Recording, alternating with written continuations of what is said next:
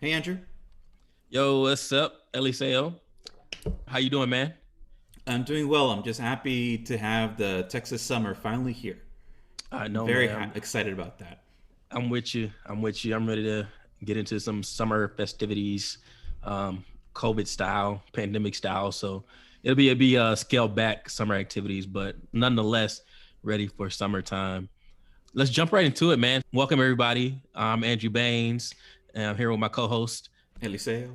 We're here for another episode of Custom Journeys. I'm really excited about today's episode. We have another interview today with Chris Akinade. I pray to God that I'm pronouncing his last name correct. I'm gonna ask him. I've known him for a while. It's For a about, question. That's the first question. I know, right? I don't. I hate butchering people's names, and I'm not good at remembering names at all. But yeah, I've known Chris for about 4 years now. He went to the same high school that I graduated from. He's a chemical engineering grad from Texas A&M. He recently graduated in December 2020. So he has a unique perspective or a unique experience having gone through one of this first recruitment or first set of job hunters, entry level job hunters during the global pandemic. So I'm interested to hear about how his job hunting Absolutely. process is going. But yeah, let's kind of let him in, Eli, and then we'll go from there. All right, let's Good. do it. What's up, Chris? What's up? What's up? How's everyone doing? Good. How's it going? Good, Chris. Hi, Doing good. Chris. I'm Eliseo. Nice to meet you. Nice to meet you out. You said Eli? Eliseo or Eli? Either one is fine. Okay. Actually, my nephew's name's Eli, so Yeah, no, funny. we can go with Eli. That's cool. That's cool. Okay. hmm How you doing, Andrew? Good. Going pretty good, man. Can't complain. How are you? How you doing? Things are going well. Right now, just studying right now for the Gmat, but outside of that, I'm doing pretty good. Oh, you can refer to GMAT. What do you what's the reason behind taking that? So the Gmat score is good for like 5 years. Yeah. So I figure right now, before I start work, would be a good time to try to knock that out. Because I would think within 5 years, I might be ready if I want to go take that or not. I'm not sure yet, but now would be an easy time to take it. Okay. And so for people that may not know, what's a GMAT good for? Like Uh, why do you need Exactly. to What's take it? Okay, so a GMAT is for business schools, say like getting your MBA, say like the Harvards, Stanfords, UPenn, University Ross Business School from University of Michigan, things like schools like that. So Okay. that's like one of those test scores they use to like look at their applicants. Gotcha. So another standardized test you gotta Yeah, prepare for. Well, I mean, it's good that you're doing it, you're studying now before like, and we'll get into it in a little bit, but you haven't started working yet, right? right. Okay. So yeah, it's good that you're like being proactive and using your free time to study and take that test while you don't have other stuff to worry about. Yeah, And Chris, you just recently graduated. I know we're jumping ahead, Andrew, but you just graduated, right? right. Well, Graduated this past December. first of all, congratulations. Thank you Uh, very much. and second, I think this is a perfect time to take a standardized test like the GMAT because you're already in school mode. Like yeah, myself and Andrew. I don't know if you took the FE. Okay, Nope. my bad. I don't want to put you on the spot. Nah, I thought about it, but I was like, Okay, but yeah, but these yeah. professional standardized tests, college time is the perfect time to do that. Yeah. That's why hmm I've also kind of considered potentially taking the FE test for chemical engineering. Just like say, right now, if I was ever going to do it, now would be probably the optimal time to do it. The knowledge is still fresher in my head. So Yeah. don't know if I necessarily would need it or not, but you never know. You never know. Hmm. That's why you're on here on Custom Journeys. Yeah, Yep. thank you again for inviting me out to do this. This is really cool. No, thank you for making the time. We're really looking forward to hearing your story and honestly just exposing your story to an audience that badly needs it. To be quite frank. So Chris, I guess we'll kind of just open up the floor to kind of just tell us like in general terms who you are, and then like give us some background information about your pre-college experience. Okay. So my name is Christopher Akinade, 23 years old. A little bit about me. I graduated from Texas A&M University this past December with a degree in chemical engineering. So I guess backtracking, that's the end result. Want to get back to start at where I was in high school. So I went to George Bush High School. It was actually a school that's about 45 minutes away from where I lived. But there was like an academy at the school at the time that, you know, I was interested in. So I really wanted to get involved into that. So I ended up making those morning treks to George Bush High School about waking up about 45 minutes earlier than what most people would in order to make school. So my time at Bush High School, normal high school students, where I started getting interested more into STEM, I think initially started with my senior year. I took a class called Calculus BC. So with that class, that was really the most advanced math class I've ever taken in my life at that point in time. And I liked it. I loved it. Talking with my Calculus BC teacher, we oftentimes would talk about concepts in math and things like that. So I realized how much I had an interest within mathematics, technical work. So from there, at that point in my life, I was still kind of open, didn't know exactly what I wanted to do, but I knew from my Calculus BC time and talking with my teachers, I was great at math. I was also great at sciences. So I was like, okay, what is a good degree for me is things like that. And a big role model for me is my older brother, Wale, who he's the first engineer in our family. And so seeing him was a big inspiration for like, okay, maybe I want to go tackle engineering. I did some research, went online, saw how an engineering degree is a very useful, valuable degree, no matter what you want to end up doing.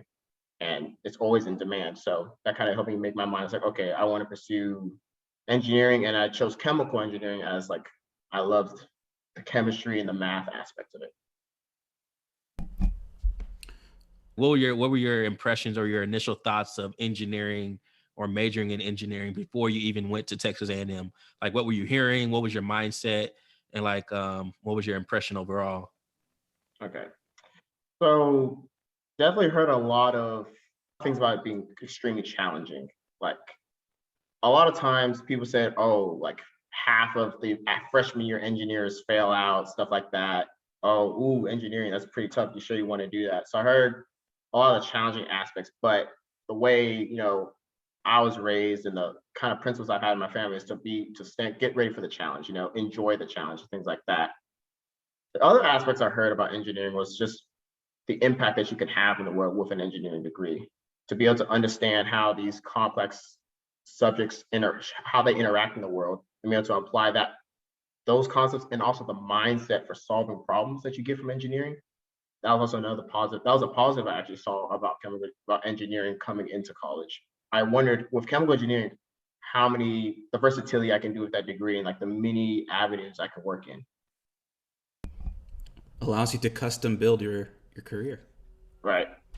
Andrew, we got to make those plugs, man. Eli and these puns and these plugs, man. That sounds really familiar to what I heard before I got ready to go and major in engineering, mechanical engineering. Is, hey, you sure you want to do that? I heard it's hard. People fail and drop out, or adults are like, yo, I tried to major in engineering and I couldn't do the math or whatever. So I'm glad to hear. And I remember us talking right before you went off to college. I'm glad to hear that you didn't let that deter you from like pursuing your goals and your dreams and aspirations. One follow-up question I have is, what kind of made you determine chemical engineering was the route as opposed to like the different disciplines of engineering? And did you have any idea of what kind of problems you wanted to solve? So what made me choose chemical engineering was I saw the various disciplines. The three that stood out to me the most were like the three most common ones: mechanical, electrical, and chemical engineering. So I looked at job growth for the three different industries. I looked at the type of positions that they work on. And I really felt that chemical engineering would give me a good avenue to work on a good variety of work.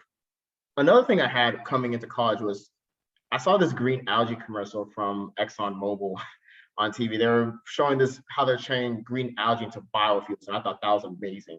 So I was like, okay, that is really cool. I kind of think I want to see how maybe I can work for Exxon Mobil. Finding out Exxon Mobil hires a lot of chemical engineers also was another impact for that.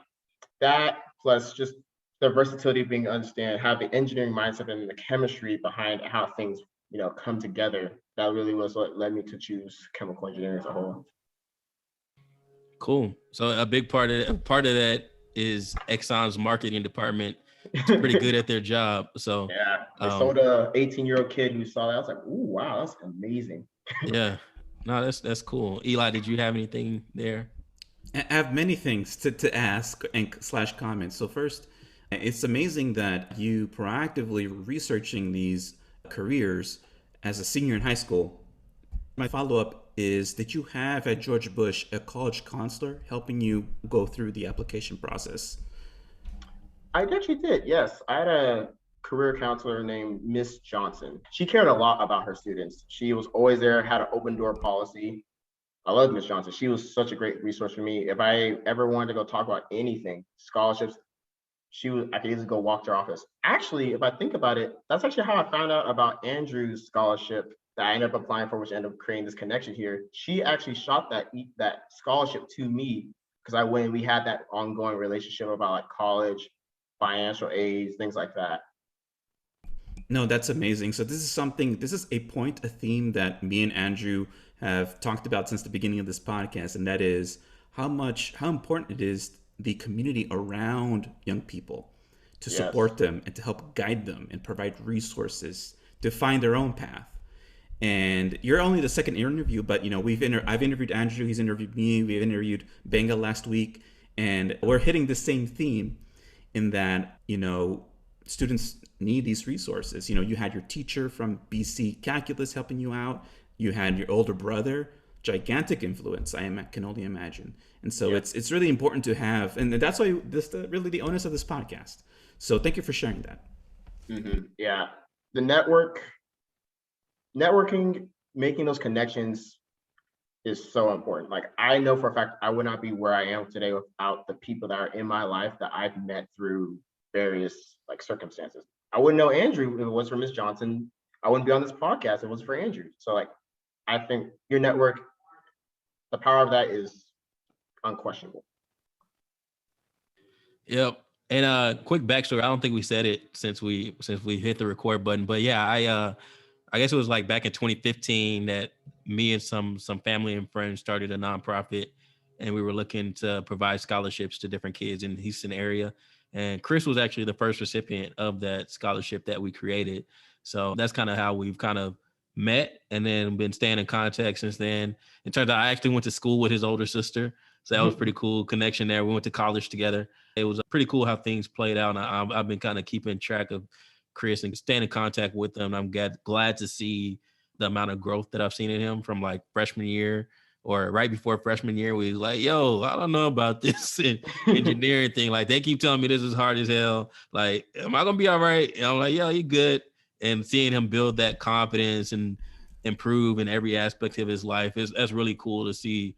Like that maturation process. And I already knew he was going to be successful, but it's cool to see the whole thing play out and have things kind of come full circle where he's now on the podcast and helping other kids that were in his shoes about 5 years ago.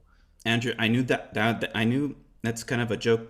You made a little joke there, but that little push you gave Chris meant a lot. I can only imagine. Even though, yes, y'all are friends, y'all know each other, but there's small things like that go a tremendously long way in helping young people survive, get through engineering. Yep. And so I think that's we can't take that for granted. I appreciate that. So Chris, after a glorious high school career, you're like, yo, I'm packing up my bags. I'm moving to College Station to attend Texas A&M, where you're going to major in chemical engineering. So once you actually get to the campus of Texas A&M and you kind of get through your first semester, your first year, what was your experience like there, your first year of college? And how did that compare to what your initial thoughts were when you were a senior in high school? After my first semester, I definitely felt a level of confidence that, I belong here. Okay. That I can succeed in this environment, being one of very few Black students in STEM and engineering in particular. I really felt a lot more confident versus my last semester, because I ended up doing particularly well. I managed to get a 3.93 by the end of my first semester, if I remember right. Okay, so, we'll round up to a 4. I'll let that slide. Okay. And so after that point, I came in there with the right mind. After hitting college, I started getting a good mindset, like how things are gonna go, how to carry myself, how to get my work done, how to maintain my social interactions, things like that. And so by the end of that first semester, I really felt, okay, I can do this. I can be I can go and get this degree in chemical engineering or any engineering discipline. Because actually something that's interesting about A&M is that first year they have you start off in like a general engineering program. That's kind of like a weed out because they get a lot of engineering candidates. So Okay. they first try to see, are they put you through these weed out classes? See, can you make it?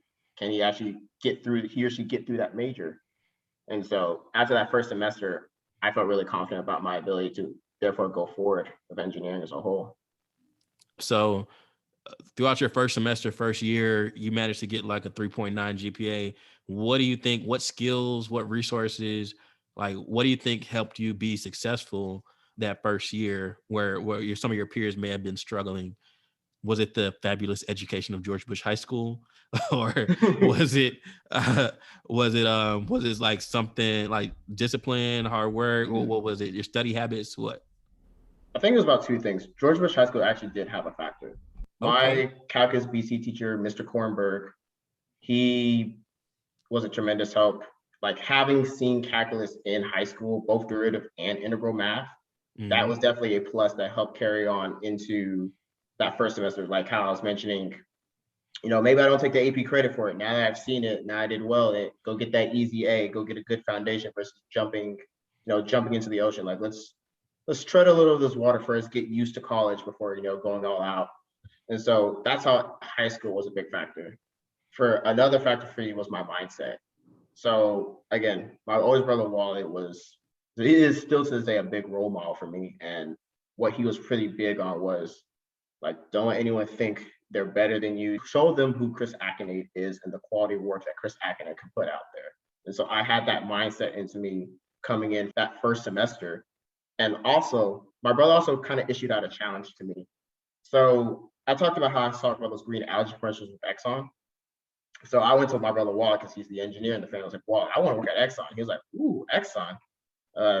Their GPA requirement was like 3.7. They really would take people who are in the 3.7, 3.9 range. So like, all right, Chris, you're gonna need to put in some work to go get that. And I was like, okay, bet, I'm gonna go do that.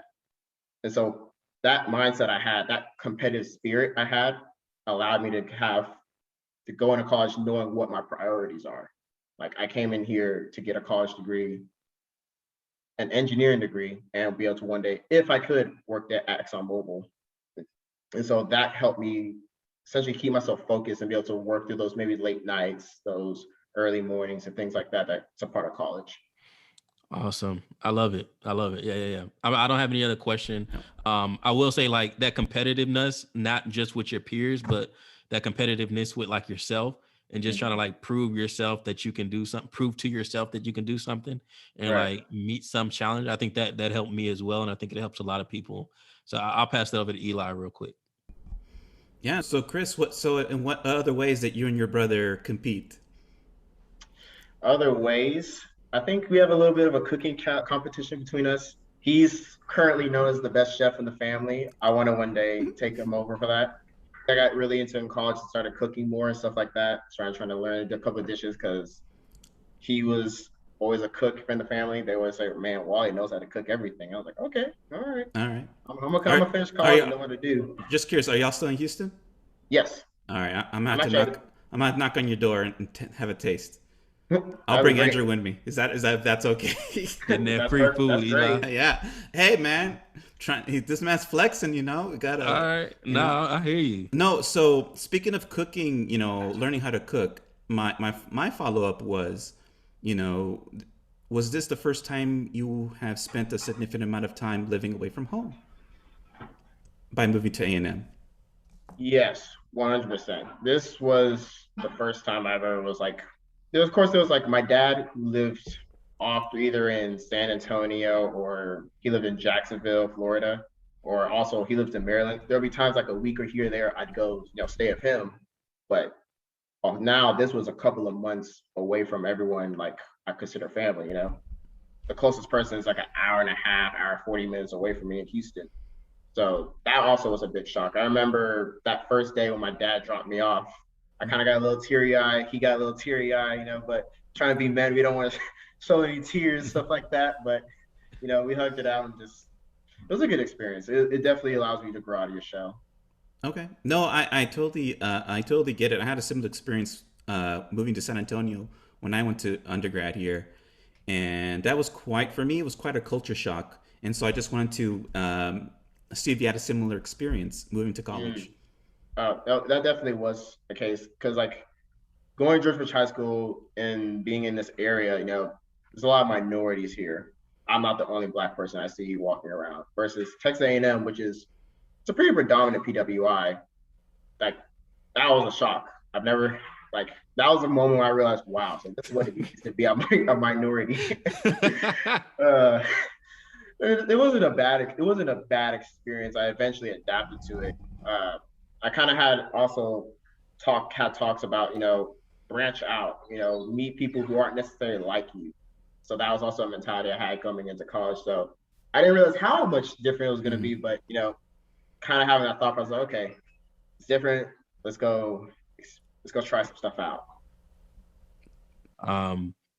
If you can kind of speak to your experiences of like, what was that like from both the mental aspect, and then like, did you experience any awkward or unusual or racist incidents or anything like that on the campus? Because I know from talking to you right before you went to Texas A&M, we kind of talked about, hey, you're probably going to be the only Black kid in some of your classes, and like talked about like having that pride in who you are and knowing that, hey, you belong here. And it sounds like you took that attitude from your brother and from your family and your peers. But if you can kind of speak in general to what was your experience like as only like the one of few Black engineering students on campus, and what was that experience like going to Texas A&M? So starting off, getting to campus, like I was like, wow, this is interesting. I'm one of few, like, freshman year, everyone's kind of doing those introductions, like, hey, what's your name? Oh, what you studying? Stuff like that, and then so when I would tell them, oh, I'm studying engineering, they're like, oh, wow, really? And they kind of like a little bit of a shock. But overall, I think A&M as a campus has made strides towards making sure minorities and people of color are feeling more welcomed. Because I know it's the number of, I believe, Black students at the time was somewhere hovering around, I think 3-4%. Okay. So there's not a lot of Black people at the campus, but I didn't let that be necessarily an issue for me.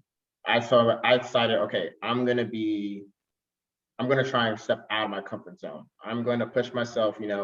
I'm used to being in a minority-centered community, but I want to definitely push myself, see how much I can grow by stepping out of that comfort zone. And while doing so, it's like some of the orgs I ended up joining, like my freshman year, I joined this flow named Flexed, which essentially brought like about 75, 78 freshmen together, and I was one of 3 or 4 Black people in that organization. And so that was an interesting experience, these people with these different backgrounds. And I learned to find interest in like, okay, they didn't grow up similar to me. They've had different experiences. They watch different shows. They have different music tastes. Something about Texas A&M, a lot of people are into country music, coming from Houston. Coming from Houston, I was like, I'm pretty like rap centric, that's mostly what I listen to. I will say, at first I was like, I'm not, turn that stuff off if you play it. But over time, I ended up, like, downloading a couple of country songs onto my playlist on Apple Music. Again, just trying to see, like, okay, be open-minded. Let's try some new stuff. Taylor Swift doesn't count. Yeah, she doesn't count. Hey, does John Mayer count as country? I like John Mayer. I ain't gonna lie. He counts, I think. I have no idea what you're talking about. So, no. So Chris, no, that's really interesting. Oh, I'm sorry. Do you want to finish? Do you have one more thought? Like, I decided to try to step out of my comfort zone. Yeah. I still, I found some brothers to, get to know across the campus, because, you want to have some type of connection with that. But overall, I decided to step out of my comfort zone. That definitely allowed me to feel more at home at Texas A&M versus like if I chose to stick to what I knew the whole time. Because again, so many people are on this campus, and it'd be a shame not to try and like get to know these different people who have different backgrounds. Great. No, that's a very a proactive, militant mindset to or education.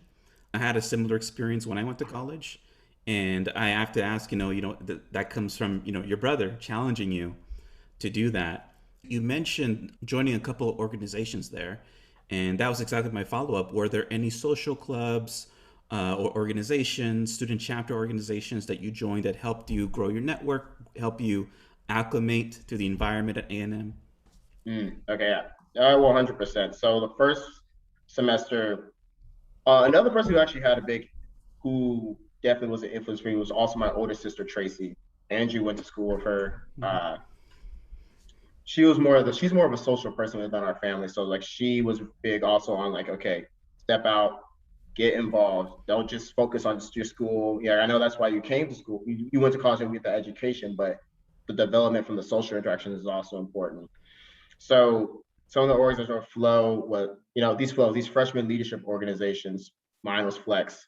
So with that, met 70, I remember 75, 78 random people from all walks across campus and got to, meet them, make friends with them, and then that connection there might lead you to make a friend of somebody else who they know from like their class and stuff like that. And they from their classes through hangouts, parties, whatnot, stuff like that. Another thing I did that also was actually pretty important. So at A&M, there's a thing called Fish Camp. Fish Camp essentially is a transition orientation camp, I guess you could say, for people coming into Texas A&M so they can get like accustomed to Texas A&M. So, the whole college shock isn't that scary, right? So I did that summer before my freshman year. I met a couple of people through that. Then also doing the flow, that was a factor that really helped me, meet people throughout college. Sophomore year, I felt I wanted to be more involved. And so I actually became a counselor for Fish Camp that summer after sophomore year. Had a partner, we had a whole camp, all stuff like that. It was a great experience. I definitely met a lot of people. And it was actually through that camp, I met this student who essentially kind of reminded me of myself coming to college, coming to A&M, I think a lot of, minorities feel. He felt weirded out a little bit. It was Fish Camp as an experience was like first time he's been like around so many people that didn't look like him as well. So I was able to me being in front of Fish Camp, I was able to recognize that. And essentially I reached out to him, like, hey man, hey, what you doing? And like, bring him involved, helping him feel more at home, feeling more involved at campus, and then do that Fish Camp experience. And I still keep in touch with him today. Wow. That's amazing. You probably did a lot to help that person. Did that person end up finishing college at A&M? This is actually his last semester, so he's actually about to wrap up soon. He's studying electrical engineering currently. Nice. Yeah, that's amazing. Like I said, it takes a community, it takes a village. Yeah, and that community, there's some things I've gotten to do while my time at Texas A&M, like I wouldn't have been able to do if I just step outside my comfort zone, Yeah. We can get into that a little later. Who you meet and who you know can expand your world of opportunities drastically. Yeah. So we try to ask different questions that we think will bring a lot of value to the listeners or the viewers. So kind of give us like a behind the scenes like peek of like what it's like to be like a chemical engineering student at A&M. So like what is you in a day, or maybe like as a senior, and what's a typical day involved? Like you wake up, what do you do after that? All right. So typical day for me was, wake up, eat your breakfast, shower, stuff like that. But once you're done with your own morning routine, the grind starts. You have thermodynamics, you have process controls, you have mass transfer, you have heat transfer. You have all these different classes that are like the fundamental, like the building blocks of what a chemical engineer is, what they need to know. And so what is really important for engineering, I say for how to excel in engineering, is to sit down and just carve out some time just to review your notes. One thing that actually helped me a lot, particularly freshman year and then carrying on, is if the professor releases slides, like the notes he's going to talk about in class ahead of time, I would go and read it before the class started. I'd make notes, I'd take, look into it, formulate some questions. So like when he's going over in class, this is now the second time I've seen the information. It's already a little bit more processed in my head and I have questions, I can ask a deeper level question because, I read this information already, I kind of understand it.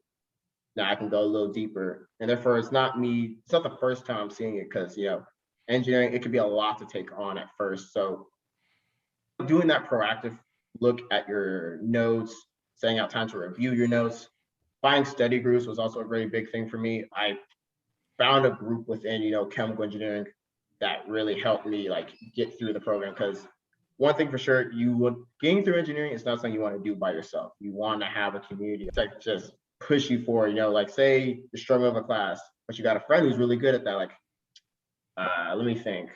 Mass transfer. I remember liquid extraction was an issue for me at one point in time. I had one of my good friends, Jared, who was good at liquid extraction, hit him up, started asking questions. I started getting that understanding in the class, things like that.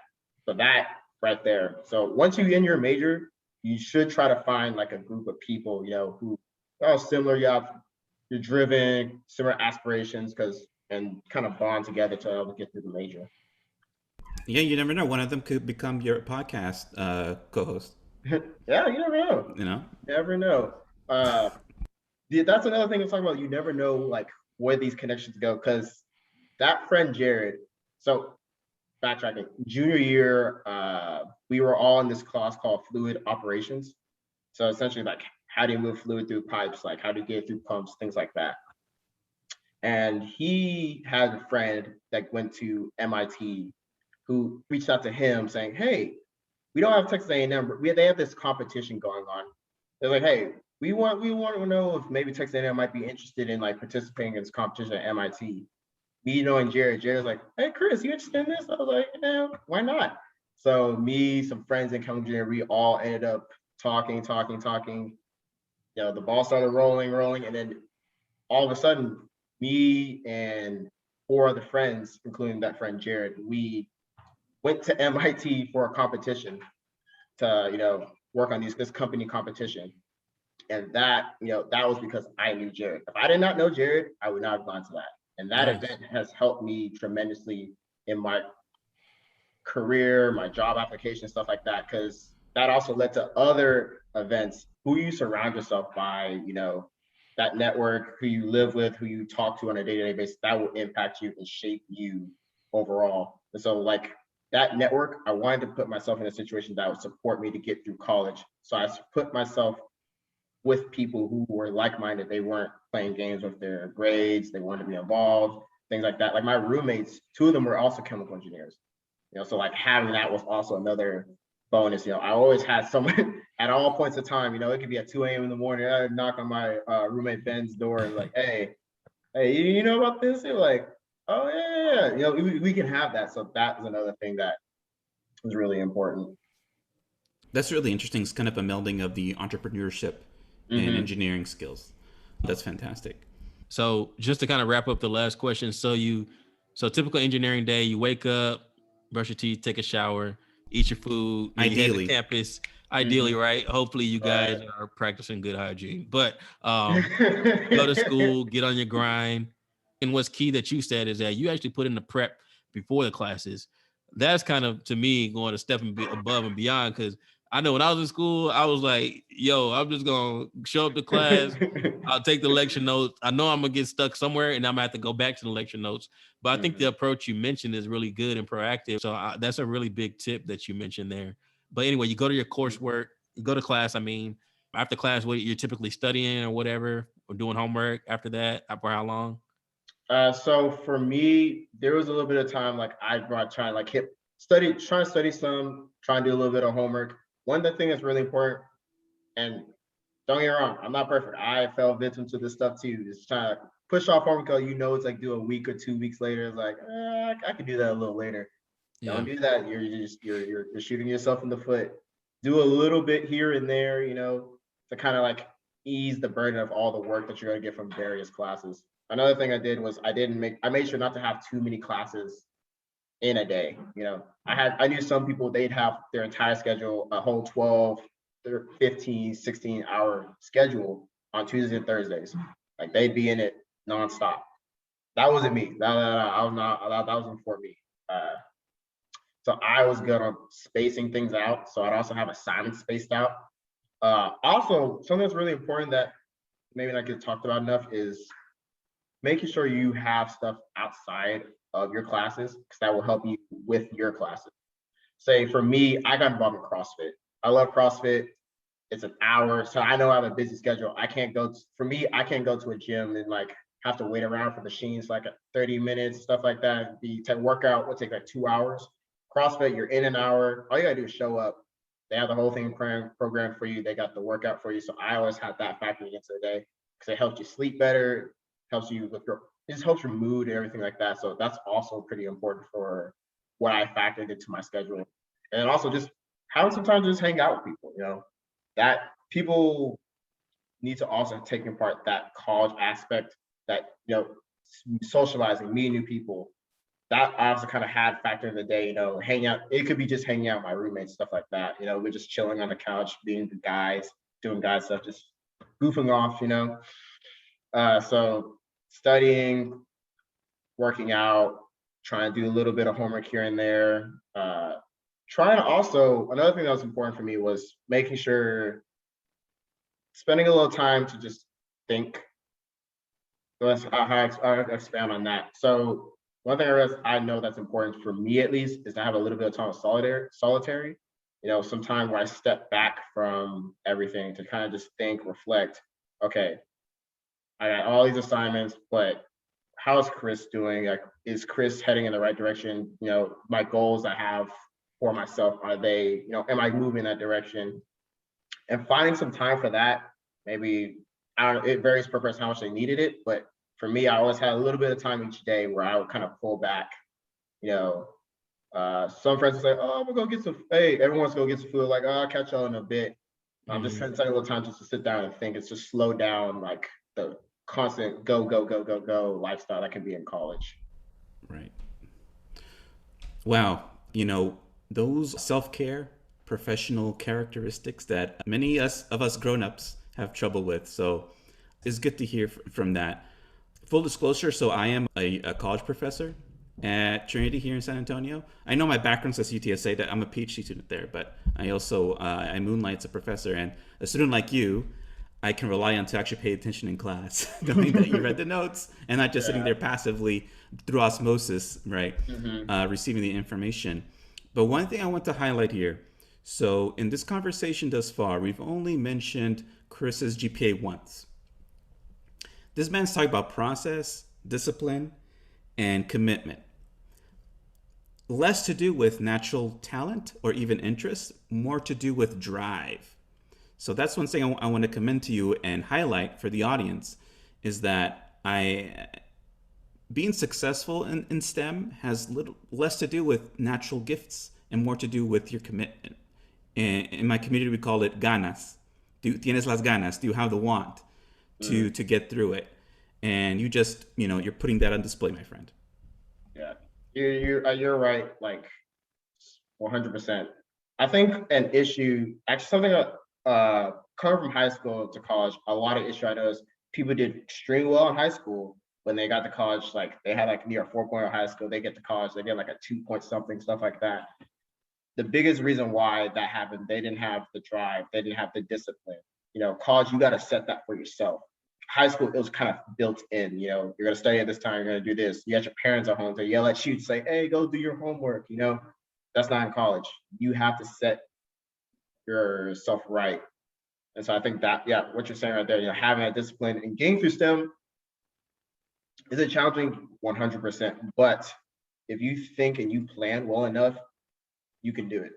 There's plenty of people who thought there's no way I'll finish. I had a friend sophomore who was going to think about switching out, but he changed his perspective, how he thought about it, and now he graduated with me in chemical engineering. So for all out listening, mindset. It's more mindset than anything else. Awesome, man. Thank you for speaking to that. And I think you're a great example of that. You're talented naturally, you're smart naturally, but you also have the hard work to go with it. But okay, let's switch it up real quick. Let's talk about money. That's something that's like really important, right? So we have like this massive student loan debt crisis that's going on in the midst of a global pandemic. One question that we want to know from you is like, how did you pay for school Was it like scholarships, which hopefully it was because you surely had the grades for it, but was it scholarships? Was it student loans? Was it parents? Was it a job? What was it? Okay, so a principle that's big in our families, like for our parents, was like our kids aren't going to graduate with debt if we have something to say about it. So both of my parents were pretty big on like having us make sure they were financially prepared to pay for college for kids. But it was also on us to, to apply to scholarships, find ways to, get money for college to make it an easier burden for our parents. It may be, I think it's a parent's responsibility to really help out a kid for your finances, but that doesn't mean the kid doesn't help out as well. So making sure my grades were good, I had that involvement in college. That's how I qualified for a good amount of merit-based scholarships. That definitely helped throughout the whole 4.5 years at Texas A&M. I managed to get a good number of scholarships each year. I never had a semester where I didn't have scholarship money. Why? Because I had the grades that, showed, he works hard. And so awesome. I think that's a pretty good thing. Reaching out to your scholarship, center, whatever that is for whatever campus, that's a pretty good thing because they may alert you about certain scholarships that may not necessarily be through the university. So that was something that's pretty good. You said reaching out to the office. Are you talking about like the general financial aid office for the university? Or are you talking about like the specific college or a specific department that you're majoring in? I think it's a bit of all of the above. So I had a really good relationship with my chemical engineering, one of the advisors. Her name's Sean, a lovely woman. She definitely put my name in the ring for some chemical engineering scholarship, stuff like that, and nice. That I ended up having throughout my whole college experience after I got into the major. So again, your network, it will always help out in some way. You want people speaking your name in rooms that you're not even in. Yeah. You better go meet those people in those admin offices, man. Like those people are really important. Took the words right out of my mouth. Chris, did you sought out those advisors? Yeah, one thing Wally made clear to me and my sister was like finding advisors, finding mentors, things like that, putting yourself a little out there so they could end up helping you in some way. You can build a good relationship. So sometimes I would walk after class. I'd actually just walk upstairs and go talk to one of the advisors. Sometimes it's not even about anything important at all. We just talk about just random stuff, just goof off, things like that. I was like, all right, see you later. Then maybe sometime when I walk by, it's like, hey, I heard about this thing here. You may want to do this, They have your mind, they have your name, they have a face connected to you. So like, okay, they're going to think of you when opportunities come to them, because opportunities will come to them before, it may get to everyone. They be like, hey, Chris, you need to get on this. Yeah. And that's networking 101, right? I mean, if I'm working in the admin office and I only see or hear from a student anytime they're asking me for money or asking me like for the inside scoop on a scholarship, I'm like, yo, you just using me, kid. Like, get out of my face. But I mean, you want to get to know these people and vice versa, like just building that relationship. It's not just like, hey, what can you do for me? Hey, you got some scholarship money for me? Is actually like taking time and building that relationship. One quick follow-up. So when you talk about like I'm glad to hear that your parents were able to kind of help out. What was kind of like the balance? Is there like a certain percentage where like 50% your parents, 50% scholarships, or was it kind of mixed, or how would you kind of judge that? I'd say because each year I actually got more merit-based scholarships as I was in college. Gotcha. So it started out more like Andrew, you gave me a scholarship. So there was, I want to say maybe 70-30, 80-20, something split my first year. But as college went on, I kept getting more merit-based scholarships. So it started slowly drifting to like maybe 60-40, 55-40. My last semester was the best financial aid scholarship I had. Best year I have for financial aid. So those scholarships definitely helped out over time. Gotcha. Okay. That's really good to hear, because I know I had this issue. I didn't have that many scholarships starting out in college, but it's good to hear that even if you don't start with many scholarships throughout your time in college, you can continue to apply for scholarships to help you out. Yeah.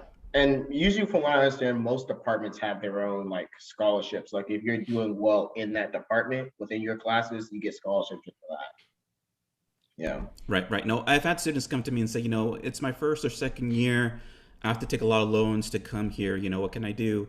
And I tell them, reach out to the financial aid office, reach out to do a Google search. You can still apply for scholarships for the following year, but you have to be proactive. Right. All right. Closed mouths don't get fed. That's exactly something man. I've learned to realize. So you better let them know. That to me is so powerful. And like senior year, that's one of my biggest experiences. How like closed mouths don't get fed. So one of my thermodynamics 2 teacher, Dr. Old Southwell, we were talking it up. He was talking. He's like, so Chris, what do you plan on doing like once you graduate, stuff like that? So I started talking about like some of my aspirations, like, okay, maybe I want to go get an MBA. Ideally, if I was to go get it, I want to kind of go to Harvard, stuff like that. I want to go, as high as possible as I can, and he heard that and me putting that out there. He's like, there's someone I want you to meet, actually. And so I was like, this is actually at the scholarship banquet, for one of the scholarships for that department. So talking to him, put me in touch with this woman named Stephanie Herzog, who is the CEO of North America at Sodexo. And because of that, me speaking out, I got to meet her and have like one-on-ones. I still keep in touch with her now. So like, closed mouths don't get fed. Like, meet people, put your story out there with good people, of course, and then I'm glad to hear your networking throughout your entire process. Real quick, before we kind of transition into what happened after graduation. We didn't talk about throughout your college years. You were also interning, right? Mm-hmm. Okay, and what company were you interning at, and how did you get that internship? So for the 3 summers after sophomore year, after junior year, then after senior year, before that last little half semester, I entered at Exxon Mobil in their Baton Rouge refinery. So I told you I wanted to go. That marketing really hit home, huh? Yeah, it definitely stuck with me. I was like, you know what? I'm gonna go get it. I'm gonna go apply for it. All right, awesome. Thank the Lord, I managed to get it. And so I interned with them for the past 3 summers. Got to really like see what it's like to be a chemical engineer, what it's like to be just an engineer in general. What it's like to work in a refinery for a major oil and gas company, which was, I think, a really enriching experience. It's definitely opened doors to other opportunities, and the opportunity I'm currently at, that if I didn't get that, I wouldn't have had that. Gotcha. How did you get the internship at Exxon? Was it just like you saw an online posting, you applied for it, or was it like some kind of conference or what? So there's actually a few things that led to it. Freshman year, I had that thought, I want to work at ExxonMobil. So the AICE stands for the American Institute of Chemical Engineers. They had a good relationship with some Texas A&M alumni in ExxonMobil. So some of them came over to come speak at the university. I made sure to go talk to those events. They had a bus tour to one of the plants. I went on that. And the guy who led that tour ended up being who I talked to at the Texas A&M engineering career fair. And we kind of connected, stuff like that. We started talking up. He's like, oh, yeah, Chris, stuff like that, And then that led me to get the interview, which therefore I studied, prepared, and I managed to get the offer. Awesome. So on that, if you know you want something, think of the steps. For me, what I thought was what steps do I need to do to put myself differentiate myself from the rest of the peers, versus all the other competition, because a lot of people apply. There's a long line usually for a company like Exxon. So I figured I need to do something different. I need the recruiter to know me. So you're a recent college grad. So you graduate, back up, March 2020, everything hits the fan. They're like, yo, it's a global pandemic. You're still in college in the midst of that. And then at the end of 2020, you graduate. What is the job market like? And what are your thoughts like trying to find a job in the midst of a pandemic? So March 2020, COVID hit. That was a interesting time. So the job market, oil and gas industry, I think a lot of people may know, it got hit hard because of COVID, right? So the job market there is still recovering to this day right now. And then the job market as a whole, applying to jobs during COVID was definitely tough. I entered at Exxon for 3 summers. because of COVID, Exxon into like a global hiring freeze. So the last summer I was interning, they didn't hire anybody. So Wow. I had to go from having my plan thinking, okay, 3 summers, they like me. They've kind of told me like, we're gonna hire once time's up, and suddenly like, okay, can't hire, no one's getting hired. So, here we go. So I had to enter that job market with the 3 summers at Exxon internship, which was great. That definitely was a differentiator. And essentially, it was a pretty bad job market. Career fair was definitely a lot different from previous years, But despite that, there's still a fair amount of people who landed jobs. I managed to get a job with my current company, not even through the career fair, but through other connections, other connections. So when times like this, when the market goes down, you got to be even more proactive than you are right now. Because the people who are going to get the jobs, the internships in a pandemic like this, when the job market's down, are people who DM the recruiter on LinkedIn, who reach out, who go to these extra events. They put a name to the face. They showed that they really wanted it. Because at this point, they're getting, a lot of people are probably out of a job and looking for a job because bad job market. But then also, they can't. There's not a lot of opportunities. In a normal year they have like 20 job positions. This year they may only have like 2. And you got to set yourself apart. So you got to go that extra mile again, reaching out, going to events, trying like, hey, can I have like 15-minute chat, get to know what you do, stuff like that. That's really can set you apart. No, I've had students that told me, current seniors tell me something similar, that even for engineers, it's tough out there because of COVID, unfortunately.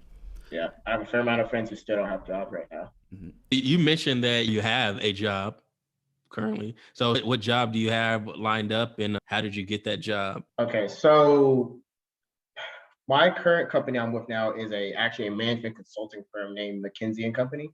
So over my time at Exxon, I realized I kind of wanted to do more. I liked the engineering mindset. I loved the solving problems. That was my root of what I love to do more than anything else.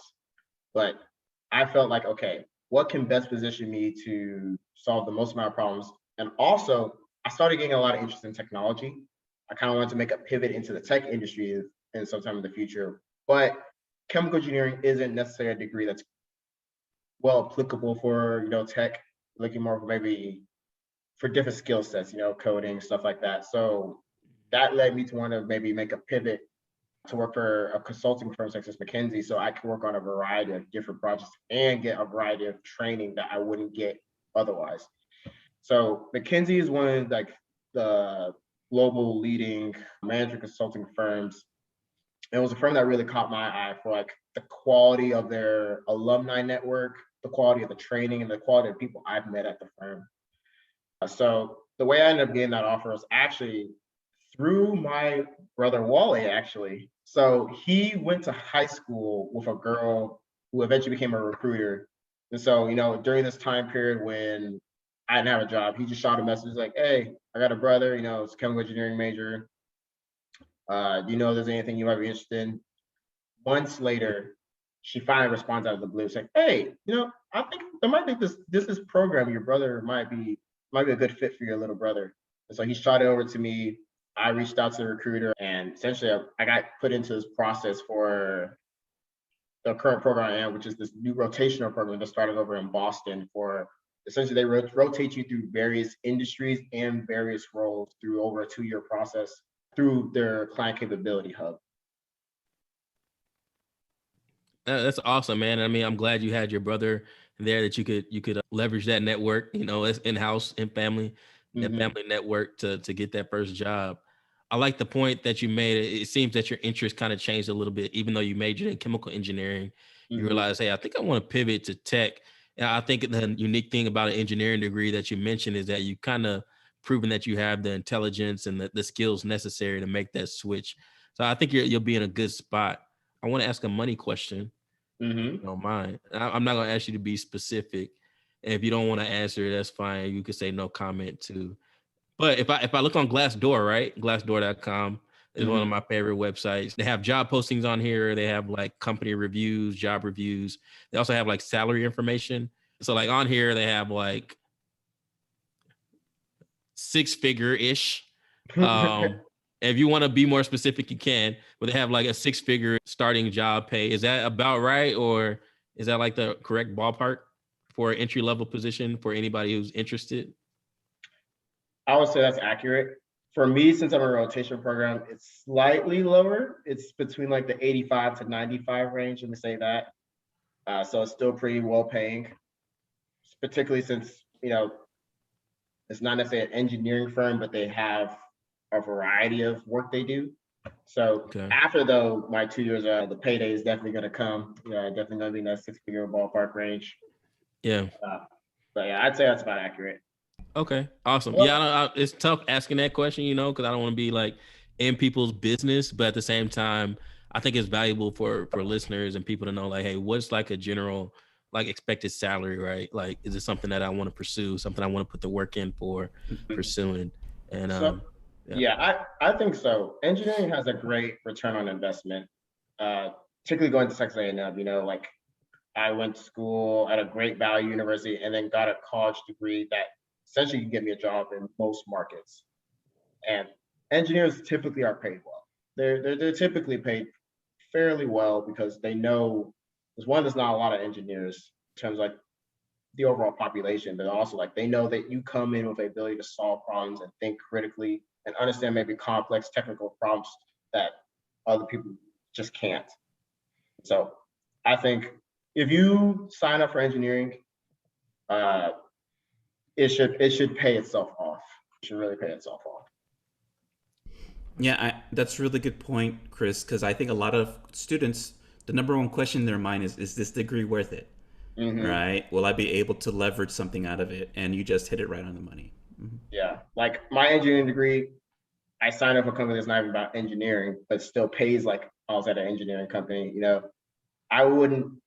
What made me stand out probably between, because the program I applied for, this rotation program, they let it out after we got in because it's a part of a cohort. There was around 1,500 applicants and they selected 15. So something that stood out, engineering, having that STEM background, that is always a leg up versus a lot of other applicants. Right. 1%, you're earning 1%, Chris. Yeah, there you go. Chris, I wanted to ask you on that note, and you're touching on it, but how did you use your engineering degree to leverage that job at McKinsey? And you alluded to is they valued your problem-solving skills, but if you can, maybe go a little bit more deeper into that. Why were they interested in hiring a chemical engineer at McKinsey? Okay, because for McKinsey, they work in every industry possible, solving some of the hardest problems you can imagine, and so they want the greatest problem solvers to do that. And who most of the time you think, all right, who's the best problem solver? Your mindset thinks, oh, probably an engineer. They can understand both high-level business talks, but they can also get down to the technical work and really have a good foundational understanding. And also, I think this helped me in the interview because McKinsey does a thing called case interviews. In the sense that they give you a business problem statement and you got to solve it. And so through engineering, you build this logical problem-solving mindset that allows you to kind of like with information given, you can piece parts together and be able to solve a problem. Analysis. Mm-hmm. Yeah. Mm-hmm. No doubt. Okay. That's very interesting. That's something I want the Donnies to learn. And you're hitting these points several times that with the engineering degree that opens the door to many different applications. Right. So, excellent. So I think we kind of come like full circle, right? We started off with you telling us about you prepping for the Gmat and the potential for you to do an MBA. And we've kind of gone through your entire journey. You've provided like a ton of tips and resources for students. And then now we've kind of gotten to the point where you're about to start your first job at McKinsey. Congrats on that again. Yes. Where do you kind of see yourself like 5 years from now? What's your long-term goals? I know you mentioned tech is something you're interested in. Where do you kind of see yourself in 5 or 10 years from now? So for me, 5-10 years from now, there's a couple of goals I have set out for myself. One, I want to be the first millionaire in my family. I want to be able to break that barrier, show, okay, there can be more Black millionaires. I want to raise like the Akinade last name up. I want to give my future kids, my older brother has 2 kids. I want to show those 2, we can do it. So I want to do that for myself. That's one thing I have over the next 5, 10 years, 15 years, overall whole life that I want to accomplish. At McKinsey, I definitely want to see myself maybe potentially develop even more technical skills, even more analysis skills. I'm going to learn a variety of softwares while my time there. So my interest in tech is, I've thought to myself, possibly, I see where the future's heading. The future is tech. We're right now going through a technological revolution where cryptocurrencies, we have new software platforms. The world's growing at a rate, and I want to essentially be on that growth and help contribute to that, so that way I can also give back to the world at the same time. So I can see myself through McKinsey over the next 5 years, getting involved in a lot of tech projects, things like that, and then pivoting from McKinsey to Google or into potential startups. I find startup work pretty interesting. To me, that way I can have that impact in the world that I've always I really always wanted. Man, I'm glad to hear that. I don't know. One thing I noticed about you also is that you take a lot of pride in your name and your family, and that you should, right? Like you should always put your best foot forward, leave your best impression, and figure out, hey, what can I do to elevate my family? And I don't know if you know Dame Dash, like he's like an executive. He worked with Jay-Z back in the day and helped build like Rockefeller and all that. And he always talks about like hustle for your last name, not your first. Like build up, make your last name big. Like Akinade, is it Akinade or Akinade? Depending who says it. So the way most Americans people say it is Akinade or Akinade. Yeah. So the Nigerian correct way of saying it is Akinade. Akinade. Akinade. Yeah. Okay. I should have let off with that question at the beginning of the interview. Do you say Nigerian? Yeah. Okay. So Americans can't necessarily say the pronunciation as well. So, there's always been times they assume Akinade, and the correct way of saying it's Akinade, but Akinade. Okay. I'm gonna work on that, but I'm glad to see that you hold pride in that name, right? And that your focus is you have interest in things you're trying to accomplish, but at the same time, making sure that you elevate that name and the respect and the pride that goes along with it. I think that's really, really interesting and really important. And I think that's something you should keep with you as you go throughout your journey, is like, hey, make sure you're doing something that's going to make you fulfilled and something that's fulfilling to you and something you enjoy, but at the same time, make sure that you're leaving a good representation for your name and your family. So that's awesome. I'm proud of you, man. That's all I was going to say. Yeah. But even more on that, like raising my family, but also raising people up at the same time, because it's good to, it's great to succeed, it's great to have success, but the reason why you're successful is not just because of only you. I believe, as a religious man, God put you in a situation, gave you the gifts and abilities to accomplish what you've accomplished. And it's your goal and your moral obligation to use your gifts in order to help others. So like eventually, as I manage to acquire more wealth, hopefully one day I want to start philanthropy at some point. Want to help out. One day I want to start maybe some philanthropy work in Africa. To the family ties, things like that. So awesome. Amen, brother. I'm just out of curiosity. Are your parents Nigerian immigrants? Yeah. Yes, they came over 19. I can't say. A long time ago. Let me just say that my oldest brother was born in 1984, but they came over because they wanted their kids to have a better. Yeah. They wanted them to have a chance to be more successful. Okay. No, because I'm getting those militant parent vibe, immigrant family, immigrant mom vibe right now. Because I had same. My parents are immigrants. Yeah. It's like, you're going to be a doctor or a lawyer or an engineer. Those are your choices.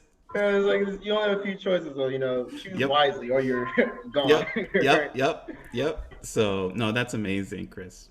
But I'm happy that you pushed me. If I didn't have, I'm the youngest of 4. If I didn't have everyone who was older than me pushing me, I wouldn't have accomplished what I've had so far. So I'm thankful for everyone's been there for me. Awesome. And we're thankful for you. Yeah. Eli, did you have any questions before we get on to like the homework? Was I supposed to do the homework today? No. I was going to ask Chris. Right. No, then I'm good. Hey, so Chris, you provided like a number of tips and resources for people already, but we also try to take like a brief segment to like give you the floor. If you have any specific like scholarships that you're aware of that people should look at and apply for, or it can be any resources in general, right? So I think I named like, it was a grant, a research grant that undergraduate students can apply to do undergraduate research and get paid. Eli provided a really good nonprofit in San Antonio. Previous guests provided like a really good podcast that people can listen to to learn about like finances and things of that, financial literacy. But if you have any, like, it can be like a scholarship from school, or it can be like a podcast. It can be a nonprofit that you're aware of. It can be anything, but just want to give you the chance to let the listeners know of any resources that you're aware of that you really found useful or helpful. Okay. Resources for financial aid. It doesn't necessarily have to be financial aid either. It can be, I don't know, like a coding, like it'd be like a nonprofit that helps kids learn how to code, or it can be anything really open-ended, any kind of resource or scholarship that would be helpful to students or listeners. Okay. So one thing that's always, I felt was useful was LinkedIn at times. Like LinkedIn actually has, developing on LinkedIn is pretty important because there's so many resources and opportunities that companies are giving out for free that are just on LinkedIn. Like if you want to learn how to code, there's so many free coding boot camps they're just putting out on LinkedIn, you know? That's good. I mean, those are still pretty good resources that people can rely on, whether you're an A&M student or just somebody in general. Make sure you take advantage of the power of LinkedIn. There's a lot of good resources and a good way to network with people that you've met, or people that went to the same school as you, or that have a certain job that you want. Mm-hmm. LinkedIn is always a great resource for all of that. So make sure you take advantage of that. Yeah. Also, Exxon actually gave me a scholarship as well. That was actually interesting. So sometimes your internship can actually lead you to scholarship as well. Because some of these major companies want to help out their like interns, the people who return, who they know, who they have record of their academic performances. They also want to help out with school. Awesome. Cool. Well, Chris, as we close here, we didn't want to let you go before we ask you a big thought-provoking question for the listeners. You know, me and Andrew, we enjoy having these types of conversations, and you know, thank you for making the time to be with us. But one last question we wanted to ask you is, if someone were to give you the Infinity Gauntlet from the Avengers, mm-hmm. and with it you can snap your fingers and change one thing or many things, and this can be something global, something national, something local, but what is one resource, policy change, whatever the case may be, that you would bring into existence to help more people of color, more people that look like us, that talk like us, pursue STEM and be successful in STEM? If I was to create one thing, so something that I became aware of is something called the network gap. So what I mean by network gap is essentially you don't know what you don't know. Like I didn't know about a lot of things coming into college that now I know after college, I say, man, I would have done some things differently, right? Like I would have learned about tech earlier. Maybe I would have got a computer science minor. So if there was something I wanted the government, if I could snap my fingers and create, was essentially helping level out the playing field. Essentially, like a lot of people of color coming up, they may not know about it. They may not have someone in their family or friends that's an engineer, right?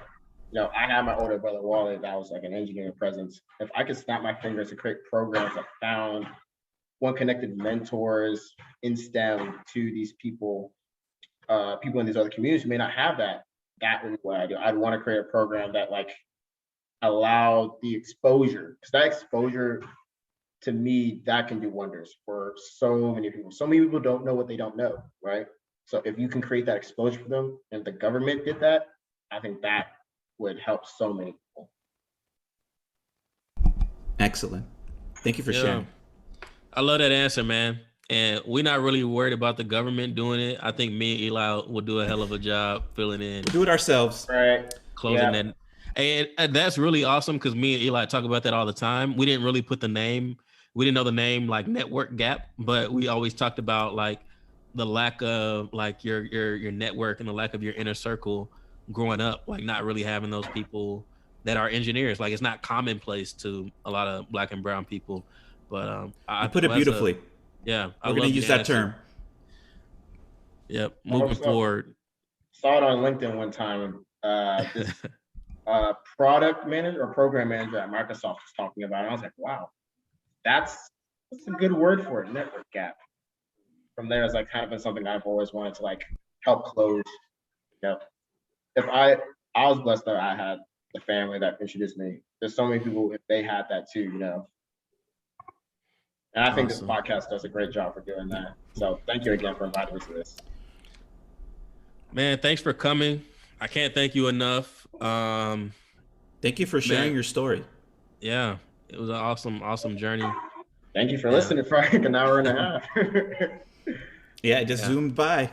Yeah. Sorry. Eli needs puns, man. What? That's really my role on this podcast, Chris. It's all right. I like it.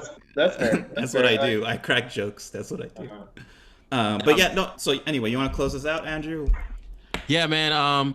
Man, Chris, again, thanks so much. Shout out to Wale, Tracy, your mom and dad. I know they all had a really big impact on you. But then also, man, like I said before, I'm proud of you.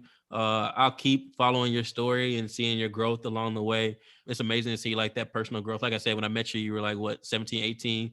I was like, this kid is smart. He has what he needs.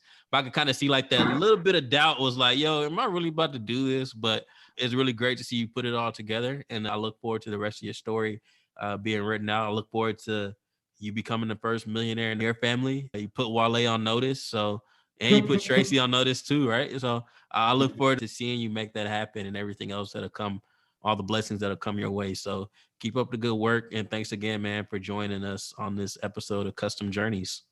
Yeah. Thank you, Andrew. Amen. Amen. I hope the best for all of us, I hope we can just continue to spread impact. Yep.